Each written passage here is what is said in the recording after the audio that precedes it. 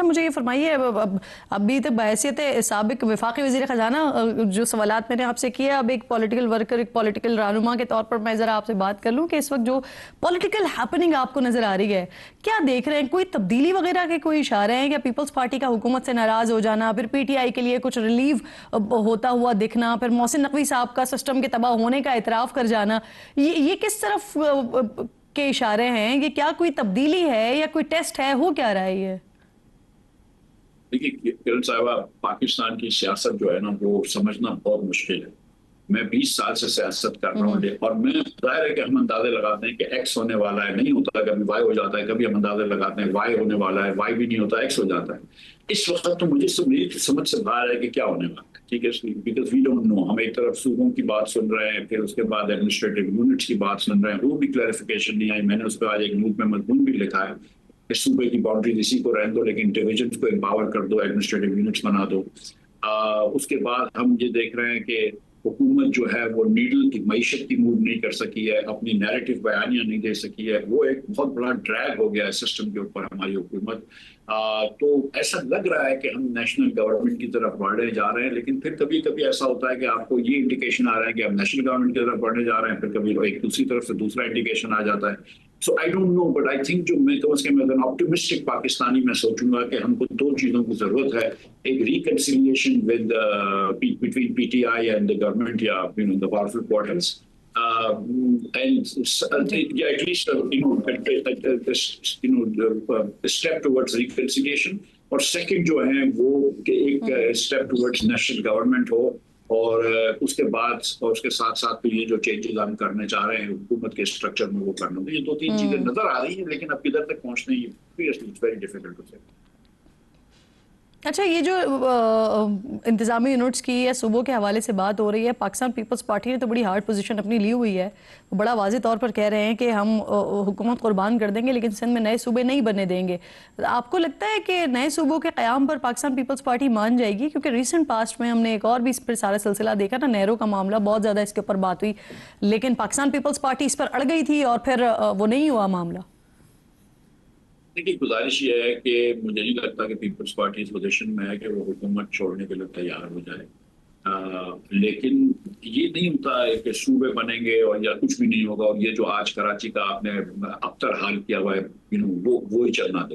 कोई दरमियान का रास्ता निकाल सकते हैं जब आप डिवॉल्व करें, बहुत सारा पावर लोकल गवर्नमेंट को दें, मसाइल जो है वो वफाक से डायरेक्ट लोकल गवर्नमेंट की तरफ तब्दील हों, मुंतकिल हों, तो ये कोई बीच का रास्ता निकल सकता है। और अल्लाह करे कोई बीच का रास्ता निकल जाए और हम किसी परेशानी में ना मुब्तला हो जाए दही सिंध के हवाले से। मैं नहीं समझता कि इस वक्त सूबे बनाना जो है, जबकि 3 जगहों पे 3 सूबों में हमारे थोड़े से मसाइल चल रहे हों, इस सूबे बनाना इस वक्त जो है वो विदाउट लार्ज स्केल कंसेंसस ये होगा।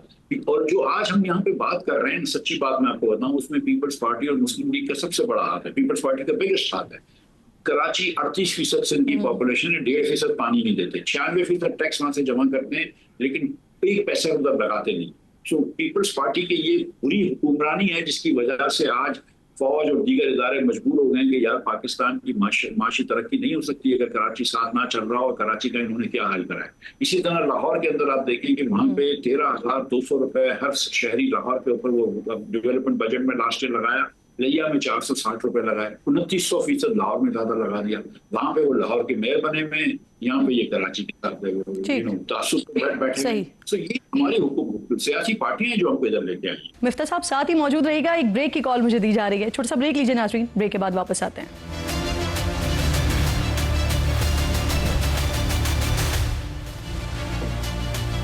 प्रोग्राम में एक बार फिर आपको खुशामदीद कहती हूँ। आपकी पार्टी के हवाले से भी बात कर लेते हैं। इलेक्शन कमीशन ने डीलिस्ट कर दिया आपको।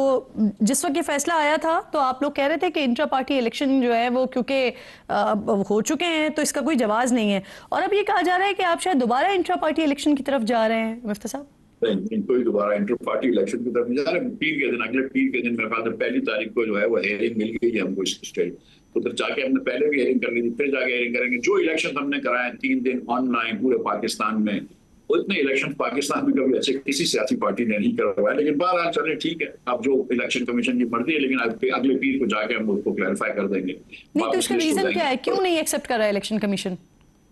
ये तो अब आप इलेक्शन कमीशन से पूछें, मुझे तो कोई कोई इसकी वो नहीं समझ में आती लॉजिक, लेकिन ना हमको कोई हेडिंग लॉजिक। मिली कि जिस, हाँ मुझे कोई लॉजिक समझ में नहीं आता।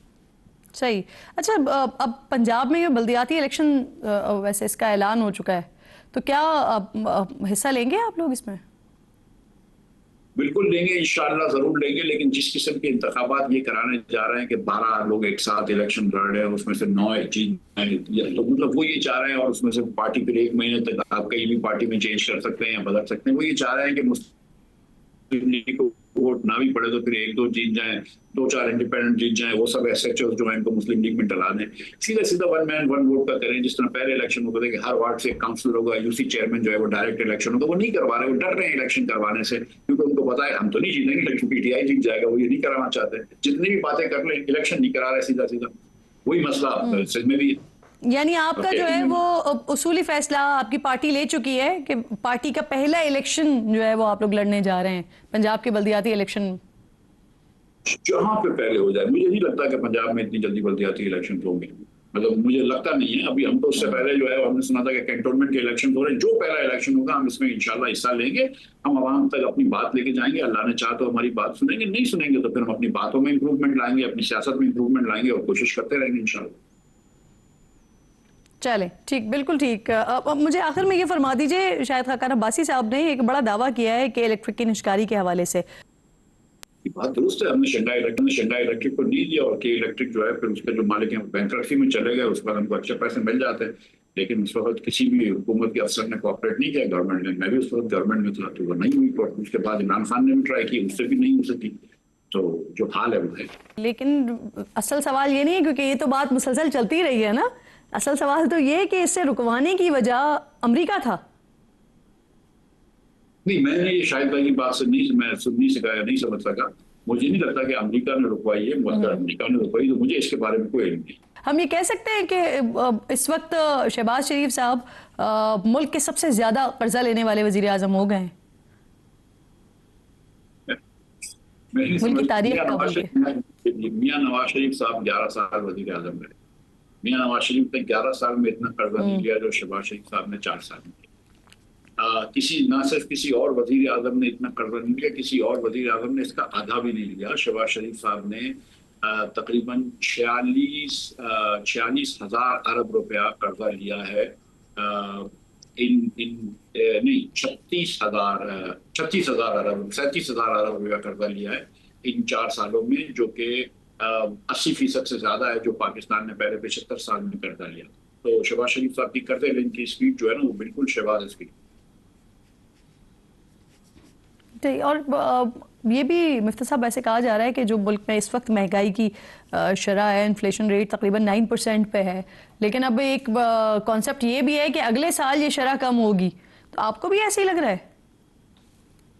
मेरी दुआ है कि अगले साल कम हो जाए, लेकिन जब तक के, अब खैर इसमें देखें दुनिया के तेल की कीमतों का भी असर होता है, इसमें हमारे गंदम की कीमतों का असर होता है। आज गंदम कराची में 127 रुपए किलो बिक रहा है। आज आटे की कीमत कराची में 140 से तजावुज कर गई है, मैदे की कीमत 150 रुपए से तजावुज कर दी गई है, जिसके पास से आप तंदूर वगैरह से जो आटा लेती है उसकी कीमत 150 रुपए के ऊपर है, मैदे की और फाइन आटे। तो अब जब हुकूमत इस किस्म के कदम उठाती है कि जो फार्मर से आपने 70 रुपए का लिया था वो आज 130 रुपए का तकरीबन डबल बेच रहे हैं, तो स्टॉकिस्ट को फायदा हुआ, फार्मर को भी फायदा नहीं हुआ, और 3 साल से आप किसानों को मार रहे हैं, तो उससे मुश्किल होगी। तो वो इन्फ्लेशन काबू में नहीं आएगी, लेकिन मेरी दुआ है अल्लाह करे काबू में आ जाए इन्फ्लेशन। आमीन आमीन। अच्छा मुफ्ती साहब ये फरमाइए कि अभी जो पिछला 1-1.5 साल की एपिसोड रही है वो हरबी एतबार से देखें, आप सिफारती एतबार से देखें, पाकिस्तान की अल्हम्दुलिल्लाह आलमी सतह पर बड़ी पजीराई हुई है, आज तक हो रही है, अल्लाह ताला ये सिलसिला कायम दायम रखे। लेकिन इसके साथ साथ एक और भी मामला कि माशी तौर पर हम उस तरह से नहीं आगे बढ़ पाए, कोई इन्वेस्टमेंट भी पाकिस्तान में नहीं आई, एक्सपोर्ट उस तरह से नहीं बढ़ी, इसकी क्या वजह समझते हैं आप, कहाँ लैग कर रहे हैं? देखिए, हुकूमत विजन लैक करती है। हुकूमत को मेरे ख्याल से समझ नहीं है कि क्या पॉलिसीज होनी चाहिए, मैक्रो लेवल पॉलिसीज, कि जिसके तहत हम पाकिस्तान को आगे ले जा सकते हैं। इस वक्त पाकिस्तान जो है वो एक लो ग्रोथ एक्विलिब्रियम में फंसा हुआ है। हमको अपनी हुकूमत की साइज को छोटी करनी पड़ेगी। आप जितने प्रोग्राम्स कर लें, टारगेट्स कर लें, सेमिनार्स कर लें, प्राइम मिनिस्टर साहब की तस्वीर छाप दें। अगर बिजली और गैस पाकिस्तान में महंगी होगी बैनुल-अक़वामी मंडी से, तो पाकिस्तान से बरामदात नहीं बढ़ेंगी। आपने पुरान पाकिस्तान में $60 बिलियन का प्लान किया था। हम 4 सालों में शहबाज शरीफ के कोई एक साल नहीं पहुंच सके जो 2022 में था। हर साल आप एक्सपोर्ट्स कम कर रहे हैं, एक्सपोर्ट्स की जीडीपी कम कर रहे हैं। सो ये हुकूमत जो है ना, मतलब दिस हुकूमत has lost the forest for the trees. वो मेहनत करते हैं, मीटिंगें करते हैं, लेकिन कुछ होता नहीं है। वो मीटिंग बर्खास्त होती है, दूसरी मीटिंग होती है। Substantial reduction in size of the government, substantial increase in services to the people, जिसके अंदर तालीम, सेहत वगैरह हो। आप मतलब बजट डेफिसिट का साइज कम करें, आप टैक्सेस को कम करें, और उसके बाद आप आगे बढ़ सकते हैं, वरना नहीं बढ़ेंगे। सो ये हुकूमत की जो है, मैं समझता हूँ कि खाम ख्याली है कि वो इसी तरह करते रहें जिस तरह पहले होता रहा है 20 साल से, और हम आगे बढ़ जाएं।